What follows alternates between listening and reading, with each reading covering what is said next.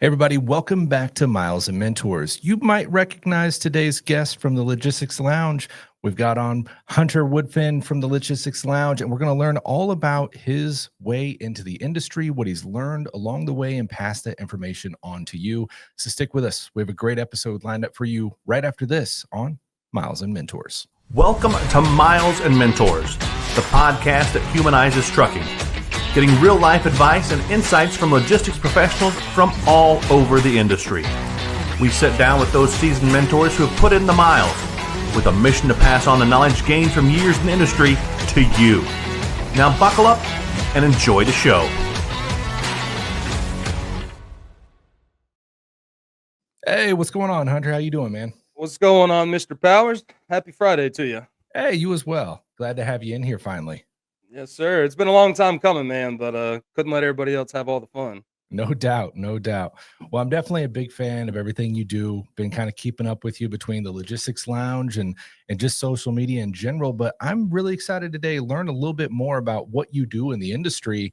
If you wouldn't mind, man, for those that don't know you, shame on them. But could you give us a quick and dirty, just who are you and kind of what is your role in the industry today? Yeah, absolutely. Well, my name's Hunter Woodfin, originally from Atlanta, Georgia. I live here in Nashville, Tennessee now. I guess kind of my start into the industry is like anybody else's. I went to college thinking I was going to be a mechanical engineer. Went to my first calculus class, and yeah, safe to say I was in my counselor's office immediately after that. So, kind of talking about different things to do in the industry, and she was like, "Well, have you ever heard about logistics?" And I was like, "Trucks, sure." And she was like, "Yeah, we have a great industry here, or a great program," and kind of looked into it, and I was like, "You know what? Why not?" I've always seen trucks on the road. They've always kind of fascinated me, and just the idea of logistics, was pretty cool. It's something Yeah. fast paced, something that really impacts the world, and so got my degree from there in 2017. Kind of learned just the basics of freight, but I swear freight's the one industry when they say 10% of what you learn in college is all you'll use outside in the field that you choose to go in, and that's fact. So moved up to Nashville here in 2018. Got my first logistics job at TQL. Went through the ropes there. That was a good time, and that's when I kind of fell in love with drayage. And so started off there. Worked for about a year. Took some time off. Worked downtown in Nashville, and got a call from one of my buddies that had a customer up in Montreal. They wanted to start a brokerage here in the U.S. And so I was like, you know what? Why not, man? Let's give this another round. So moved up to Montreal for a few months, learned their systems, did the Canadian thing, man, went skiing, went to a billion hockey games, and got our start here, man. So we stayed up there for about 6 months. March 1st is when we were coming back to Nashville. The day before that, a tornado had ripped through downtown. So we could barely, get off the airplane, get picked up. And then the week after that, COVID hit, and we couldn't even go into our brand new office. So sitting here in my buddy's living room, for a couple months, just trying to start a business, working with accounts that we had already had set up, and really building our systems, hiring, training. I built our LTL system, and obviously kept my hands in the drayage, got into the international side, and so worked there for a couple years, and just decided, I wanted to do more. I wanted to, get my feel for the industry. So if you go to my LinkedIn profile, you'll see I've had 1,000,005 jobs, and it's not been because I'm a job hopper. It's just kind of how the industry trends were working. But always just want to learn more. It's you see guys like Jeff Dickinson and Bill Robinson out here. They've been in the industry for 40 years, and it just seems they kind of have a different grasp on the industry than your day-to-day broker. So Right. they say learn something new every day. So yeah, I've done international, worked on the asset side for drayage, full truckload, just drive in. Obviously stayed in the drayage side, and now I'm here at PCT doing refrigerated LTL in the wine industry. So kind of been around the block, to say the least. I love that, man. So, we always kind of start out asking what the heck brought you to the logistics industry in the first place. And you're kind of the first one I've heard straight out of school taking that route. Did you love it from the start, or did you get into it and like, I don't know if this is for me, or kind of what was your feelings at the time? I loved it. I thought it was the Awesome. most exciting, just the coolest thing in the world. And it kind of weirded me out because I felt like brokering was a video game. Call these customers, get that set up, talk to the trucks. But I just love the hustle and bustle of it all. Yeah. Obviously there was the learning curve of bad carriers and getting, fussed at by prospects and customers, but that's just what comes in it, man. And I don't know. I don't know when the clicking point was, but logistics is a drug. You can get away from it all you want, but it all just keeps you coming back. So, um, yeah, I had my degree in it, so I was like, I'm not gonna waste it. And there's I always an love that, man. opportunity out there. So I love that. It always seems when we ask those questions, it's like one way or the other, when how did you get your start? Either it was like it was never on their radar, or it was that one point they just clicked from the very beginning. right. Just throw in what kind of a weird kid I was growing up. Earliest memories of the trucking industry or just trucking in general. I'd spend some of the summer at my grandparents' house, and from their front window, you could look down the road. It was in Butler, Missouri, small town. But there was some kind of a truck yard with a big garage. I didn't know what it was, but it was so ominous looking. And that Yeah. would open and this semi truck would pull out. And I just had in my head, there wasn't a person driving that. These things were just evil. I was Yeah, just dude. a kid, man. Yeah. Yeah. That's actually funny you say that, man. I remember one of my first memories as a child was seeing a Sia truck drive by, and I thought, so I was playing football, Pee Wee, and our logo just said the Cougars on the side, but the font was kind of the same. And I was like, oh, those guys work for my football team. And I just thought it was the neatest thing. But yeah, dude, those big trucks, I couldn't imagine seeing one of those warehouses out there or just a truck shop. It's like, what's going Right. on? And they're hearing loud noises and all these scary dudes walking around. Exactly. Well, that's awesome, man. So we've kind of talked to you had that, 1,000,005 jobs out there, had your chance to go through the different parts of the industry. How do you feel like that's impacted where you are today, having those different realms of experience throughout it all? Yeah, great question, man. I'd really say obviously, you've learned just different sides of the industry, Yeah. different aspects, how people operate. But I would say one of the biggest learning experiences out of all that is what to look for in a company, like just how they, treat their customers, their carriers, what's important to them.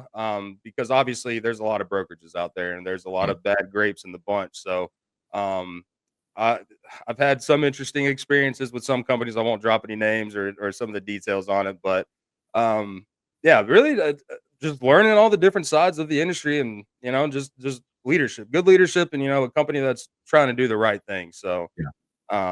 here at PCT, my boss TJ, he's the man.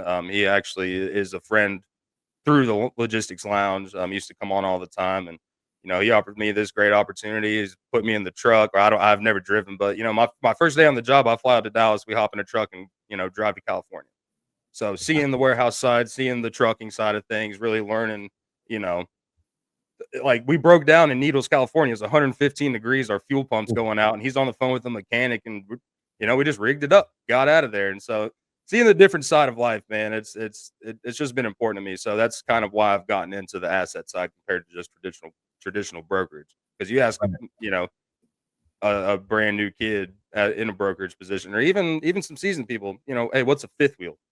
They have no idea. They don't. People don't know the stuffs about trucks. They don't know what drivers go through, and I think Yeah. that's super important. So that's something I've really chased in my experiences here. That's awesome. Yeah, I think, like you're pointing to, there's a lot of value there having those different levels of experience and kind of seeing how all the gears of the industry work together. Because, even outside of logistics or the trucking industry at all, I mean, any company you go to, I feel like there's always that bit of disconnect from like department to department, the way Right. marketing and sales works together, even though they're close, it's like there's always a bit of a disconnect there. There's not 100% of the communication.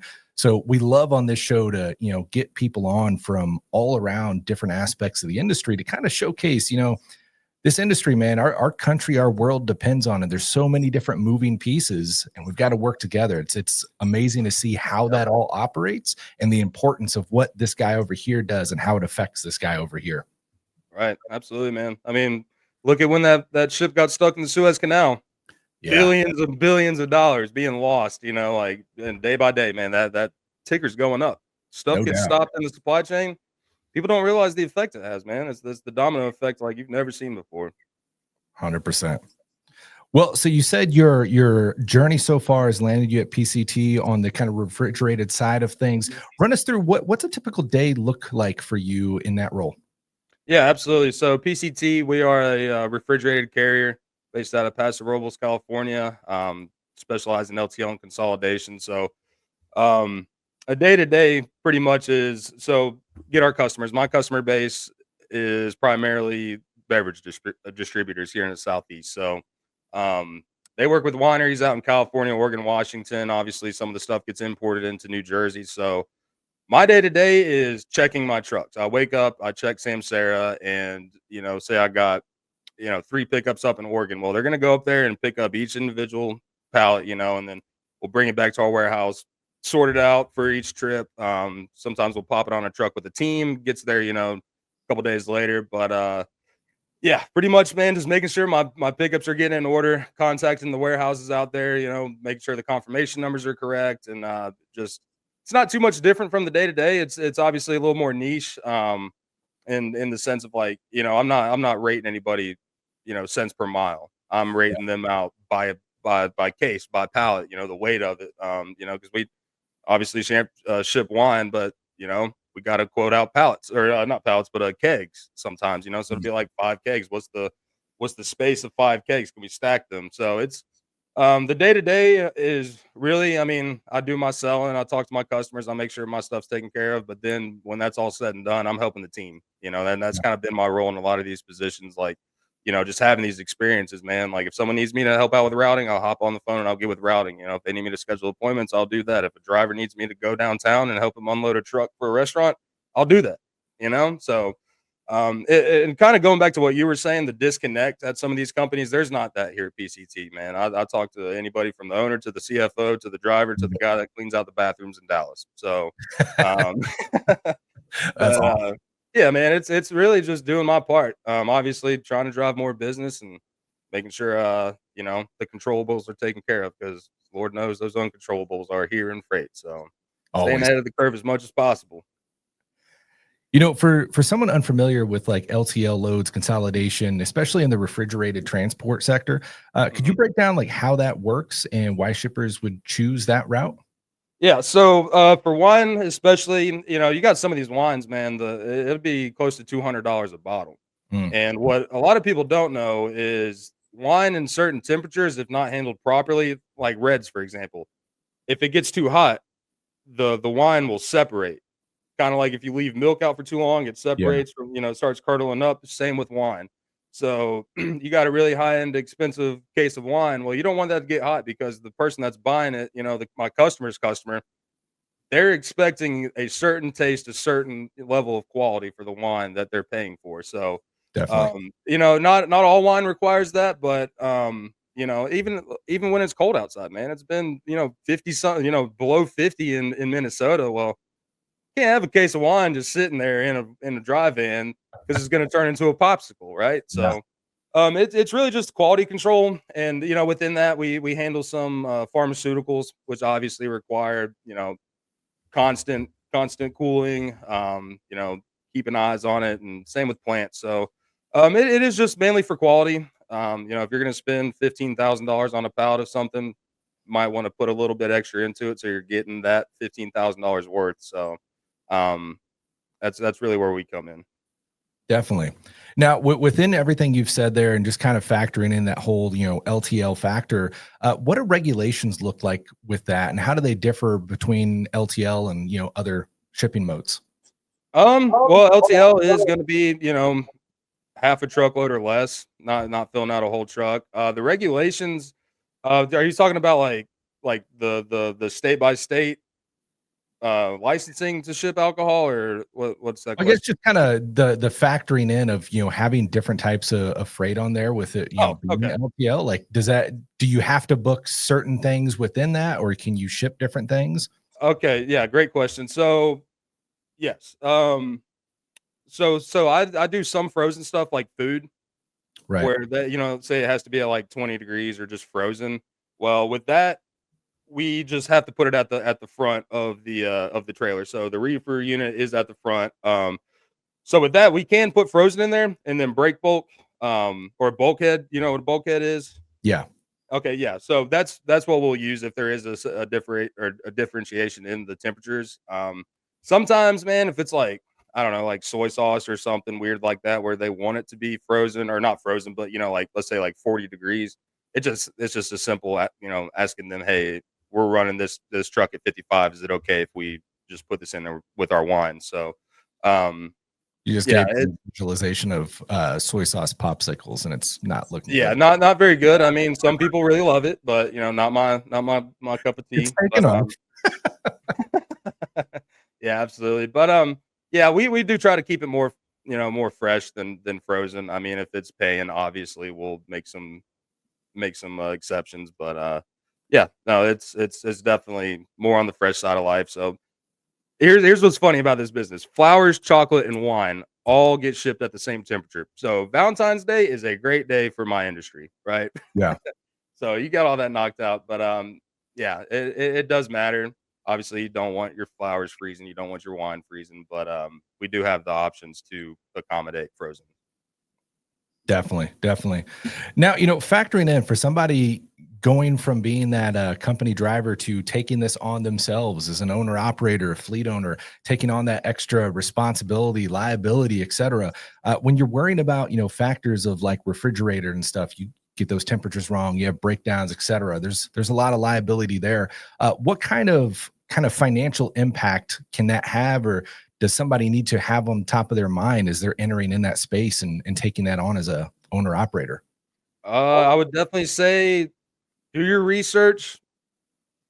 Um, I wouldn't just hop into it unless you know somebody that is kind of mentoring you through that, Yeah. because it's not for the faint of heart. And then insurance, man, you got to have that insurance, $250,000 minimum, because you want to talk about some claims. I was actually talking to my VP about this a couple weeks ago, and you put a 18 wheeler full of wine in a ditch. Well, that's a lot of money, and that's a lot of heartache, because you're thinking some of these wines that get shipped, man, especially if it's in a barrel. Well, they want that specific. They'll fly out to these wineries and Yeah. taste this one specific batch of wine, and if that gets ruined, it's not only money, but it is just a lot of heartache, man. So, yeah, I mean, with anything else, just have a strategy, have a game plan.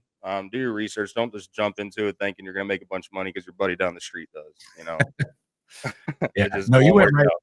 You went right where I hoped you would with that, and you hit a bonus term there with the mentor. So I definitely want to touch on that. But while we're kind of talking about that insurance factor, uh, within that LTL space, that refrigerated space, is there certain different types of insurance you got to look for with that, or is that still kind of the cargo liability stuff? Yeah, just simple cargo insurance. I mean, like I said, some of these pallets are crazy expensive. Yeah. So, yeah, nothing special on it. The only thing that would change with it, not that has nothing to do with the insurance, but like I said, just the licensing.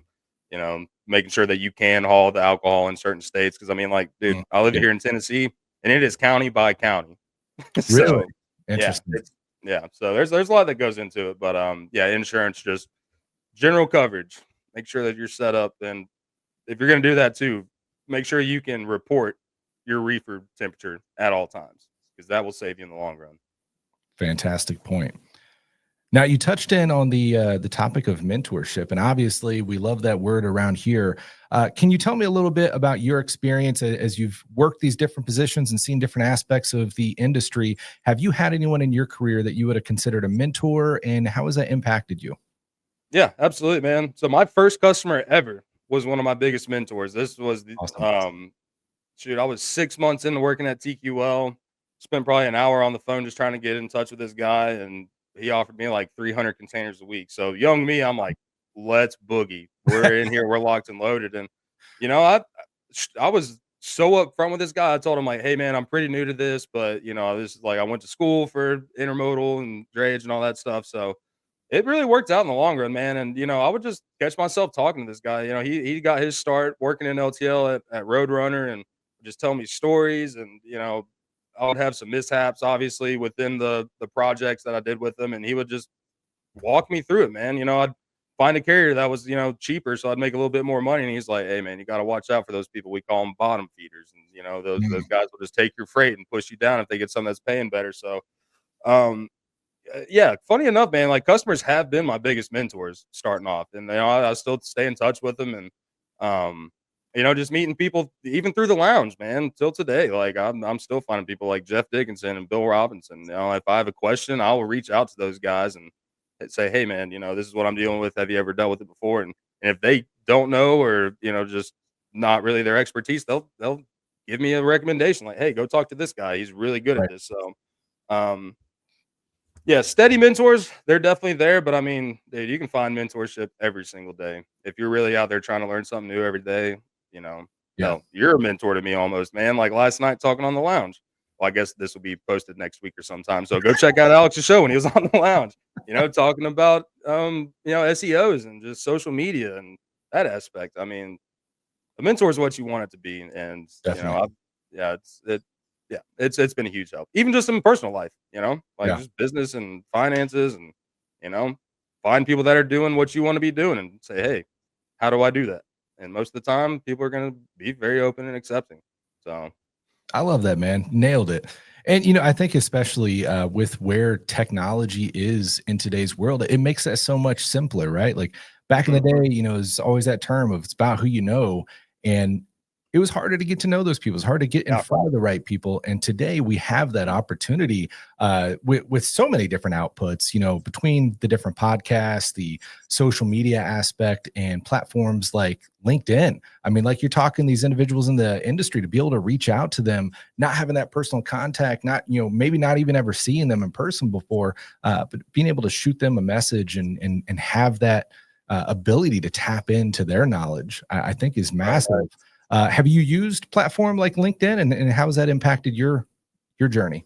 Oh, dude, I love LinkedIn. I've been on LinkedIn probably. I think I had to make a LinkedIn like back in high school, and that's back when it was just okay. I'm coming out here to look for jobs. Yeah. The evolution of LinkedIn's been crazy to say the least. But I would say about 4 years ago, I started getting really heavy into LinkedIn. For prospecting, just meeting new people, networking, and then I mean, hell, the lounge came to because of LinkedIn. So, I mean, I use it every day, man, whether I'm out there looking for advice, I just made a post about this has been an off week. What do you do to turn around a bad week? I'll post memes on there and it's just getting conversations started. And here's the thing, man, it's like everybody's open on there. If you just message somebody and they don't message you back, oh well, there's going to be 100 other people that do what that person does. But Yeah. I mean, I think with LinkedIn too, man, it's all about your intention, just being yourself.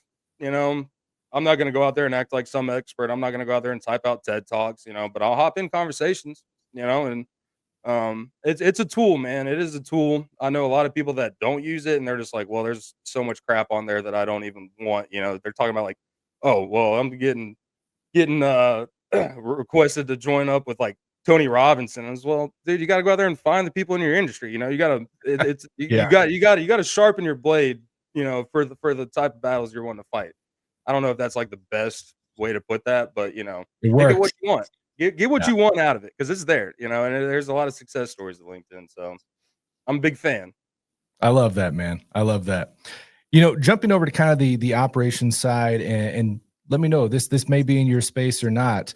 But with the industry kind of shifting with rates and everything, Mhm. rising fuel costs, insurance costs, and everything, from what you've seen throughout your time in the industry, what is a good way for somebody to combat that, to prepare for those shifting changes over time, to try to stay successful in the game and not burn out, fail out? Man, I, I guess just always prepare for the worst. I mean, there Yeah. is no guarantees in this industry, and I mean, all right. So let's take the COVID times for example. Yeah. People absolutely, if they stayed in it during COVID, they made a lot of money. We made a lot of money during COVID, but it's the people that took that money, spent it, hired on a bunch of new people, got new facilities, and didn't, thinking that okay, it's going to be rainbows and unicorns for the rest of the time in logistics. We're finally going to make it. No, that's not happening. So you just, I mean, keeping up with industry trends, man, like wine. We know, August through November is our busiest season. Like that's the time to, really rake in most of our profits. So Yeah. what am I doing during the other times? Well, like I said, man, I'm focusing on, while that's going on, I'm calling chocolate people. I'm talking to my customers about Valentine's Day. And then, this time of year, I'm talking to these people for their RFQs later on this year. I'm trying to get in on other pieces of business. So I guess really keeping up with, what you want to ship. There's riches in the niches, and I love that. people that are out here like, oh, well, I just ship whatever comes to me. Yeah, that can work, but if you really focus on something that you want to ship, and you can really, man, just you can have freight all year long. Produce in the springtime, in the summertime, and then like wintertime, man, like retail's gonna be going out the roof. People, you got holidays coming up, so Yep. really just knowing what's moving when, and like getting ahead of that curve. Because I've always, in produce, if you see it on the shelves, you're too late. So Yep. yeah, there's a lot of ways to go about it, but yeah, just staying informed, doing your research, and not just shooting in the dark. You Yeah, I got to think you educate hit on yourself as some much as possible.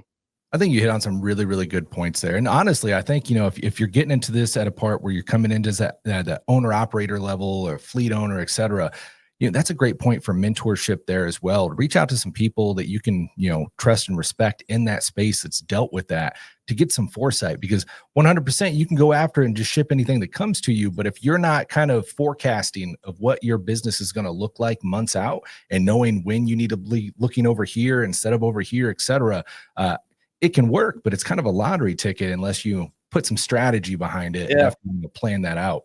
Yeah, and I mean another thing too, man. If you got your CDL, you got a truck, and or even if you don't have a truck, I know a bunch of guys like this is kind of their slow season, but they'll have a buddy that they do some local work and they need another driver, so they'll just go on and knock out some work with them, and they'll give them obviously a good cut because that driver's want just to keep that customer and service it. So there's a million ways to skin a cat, and I mean there's yeah, networking, man. And for drivers too, if we're talking about drivers, get on LinkedIn because like Yeah. for me, man, like if I'm working with brokers, I want to go to where the brokers are. And, that's where you can find a lot of good people. Like, people are like, oh, well, it's impossible to find someone to work with, like, well, you're just not looking in the right place. There's Yeah. a lot of good people out there that have good business for you. You just have to find it. Well, and to that point, it's always amazed me the aspect of meeting somebody and not realizing what that means in the long run, Hmm. because you have a different network than I have. So by Right. having a conversation with you, I might, get tapped into, actually, I know this guy over here that could probably, help you out with that, et cetera, that I would have never had Yeah. connection to or known about in the first place. So just connecting or networking on any level, Yeah. typically will have its benefits as it ripples out there. Absolutely, man. And I mean, dude, I can just testify that from the logistics lounge standpoint. We have what we call the lounge collective, and it's just people that have come on the show, or well, obviously have come on the show, but people watching our show, and they say Yeah. like, hey man, like this person's doing something that I want to do, or like, hey, I think we have an opportunity to work together. And it's been crazy how many people have just from the logistics lounge either done business together, have built companies together, or just become friends. And it's like, hell, like so I got an example that this just happened last week. My buddy Steve Talamo, my buddy Alex Walters, they never met each other before a couple weeks ago, and I got them in touch. And dude, last week Alex moved a tractor for one of Steve's buddies in South Carolina, and it's like, Awesome. okay, like where's my finder's fee? I'm about to start charging royalties out here, but dude, that's Exactly. like the most satisfying feeling in the world. Just like putting people together, and then you know they're always gonna do something for you, and I don't even expect anything back from like, they're my homies, they're my friends, man, Yeah. and I just love to see that, so there's no harm in, like, it's worse not to be talking to people, networking, Yeah. like, you don't have to get along with everybody, and not everybody's, you're gonna be, like, your type of person, but, dude, it's so beneficial just to get out there and talk, Yeah. and And I think that, as that spider web or, ripple that continues out, mhm, you never know how that's going to impact you down the road because you connected those two. That may have a positive impact on you and your business 5 years from now that, yeah. only would have happened because, it's all connected in one way or another. Yeah, it is crazy, man. It's like that butterfly effect, but in the most positive way possible. 100%. Now, I want to talk a little bit about your guys' podcast, Logistics Lounge, and also just in general, kind of technology impacting the logistics space today. Yeah. Tell us a little bit about your show and what you guys do. Yeah, man. So the Logistics Lounge, me and Pedro Potato started this back in August of 2023.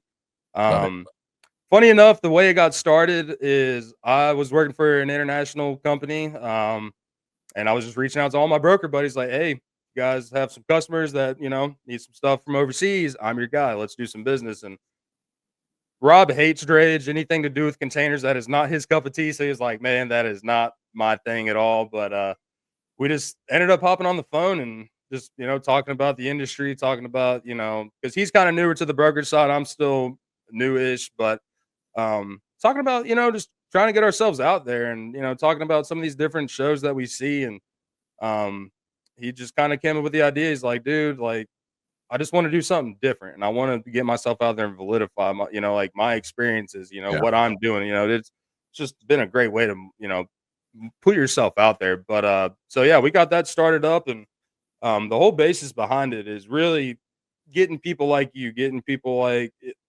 anybody, man. We've had people from DATs, we've had people from, capital companies, drivers, warehouse people. Like, it doesn't matter if you're in the industry, like, we're going to bring you on. And it's really, at the end of the day, you get off work, you go home, pop your shoes off, have a drink, smoke a cigar, whatever it may be. And, you know, I don't know about you, man, but if I try to talk to my friends about my day to day in logistics, it's Chinese to them and they're falling asleep half the time. Yeah. So, bringing people in, man. Rob likes to call it, like the cop bar. But it's, come in there and talk about what you do, talk about your experiences, you're growing up. And, yeah, just hanging out and just making it different. It's entertainment, but it's informative. And, man, it's been a wild ride so far. And, um, yeah. Yeah, it's just been cool. I love that, man. I love that. And, honestly, I got to stop and just say thank you for everything you guys do, because being able to put that stuff out on the interwebs today will stick around for the longest time. But just as like we're trying to impact here, like that Right. is information and knowledge from the industry that's going to help somebody, right? Like there's so much of that information, digital mentorship to a degree. Yeah. But for somebody looking to learn and grow in the industry, because of guys like you putting that out there, such a resource to help this industry grow and not have to relearn these things over and over, but to be able to have that solid foundation to grow from and make it, a better industry for tomorrow. Yeah, absolutely, man. And I mean, hell, dude, you're doing the same thing. And the one thing that's kind of the coolest part about it all, and this kind of touches back to what you were talking about, the spider web of your network, dude, cross Yeah, pollination in, just the podcast space, especially in logistics, because there's a good bit of shows out there, but it's still such a small community. Like, man, like just the ideas and, the conversations that are had, it is really something special, man. And I think it is important, like we do it for fun. Right? yeah. I mean, and I think you should be having fun if you're doing this, because if not, like, man, you're just giving yourself a second job for no reason.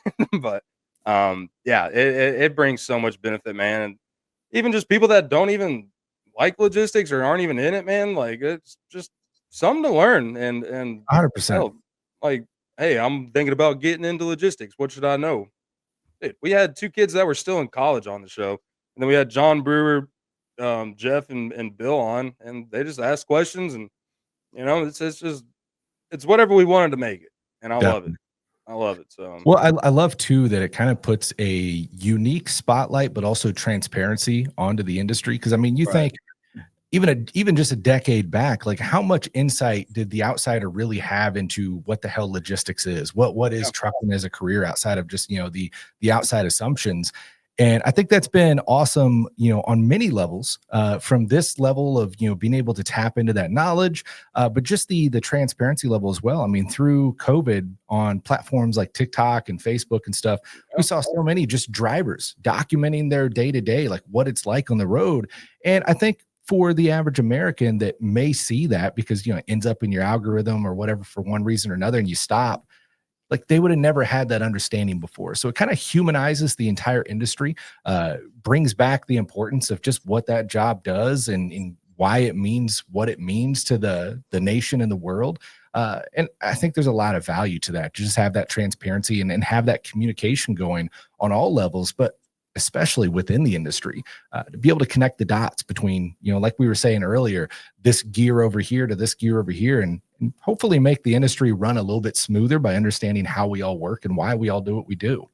yeah, absolutely, man. That's education's everything, man. The supply chain is huge, but knowing the ins and outs of it and what part, you play in that, it'll advance you big time. Yeah. And I mean, even for the general public, like, hey, what do you do for a living? Well, I work in the trucking industry. Oh, so you drive trucks like UPS?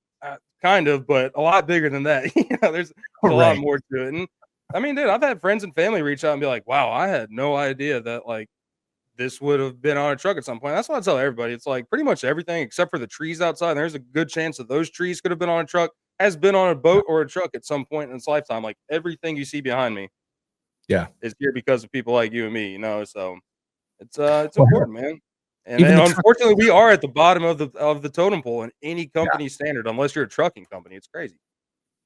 Even the trucks themselves have been on a truck at one point. You see them going down the Yes. highway, carrying 4 or 5 semis at a time.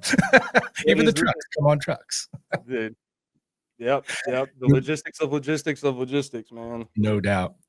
We've covered some excellent stuff here today, man, and you are definitely one of those that I could go on for another 6 hours. We could Joe Rogan this very, very easy, right? So Dude, we'll I definitely have told to you, man, take lounge, you we back got on. 9 hours before. I know we were talking about that. That's insane. So Yeah. we would love to get you back on for another episode if you're up for it. And Dude, absolutely, with that, man. I love that, man. With that, we've covered a ton today. Anything on your mind that we've missed or some words of wisdom that you can leave us with? I don't think we missed anything. We can definitely do a round 2. Everybody go check out the Logistics Lounge. Go to my profile, Hunter Woodfin. Might get a good laugh, might learn something. You can make fun of me on there. I don't care. But let's connect. Words of advice.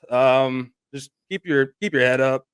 A bad day is a guarantee for a better day the next. And just Love it. stick with it. Don't be a stranger. Always be talking, always be learning. So that's all you Fantastic. can do. I know you dropped some links there for us. What about PCT? How can we find out more about that company as well? Yeah, you can find us on LinkedIn at PCT Logistics or go to pctlogistics.com. I have all my information on my bio on LinkedIn. So we're also on Instagram and yeah, you can find us there. So Fantastic. pctlogistics.com.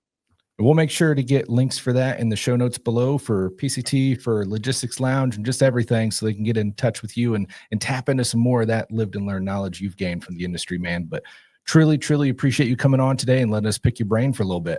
Yeah, man. Appreciate you having me. No doubt. Well, everybody, thank you so much for tuning in today. Make sure you like and subscribe. And until next time, stay safe out there. Have a great day.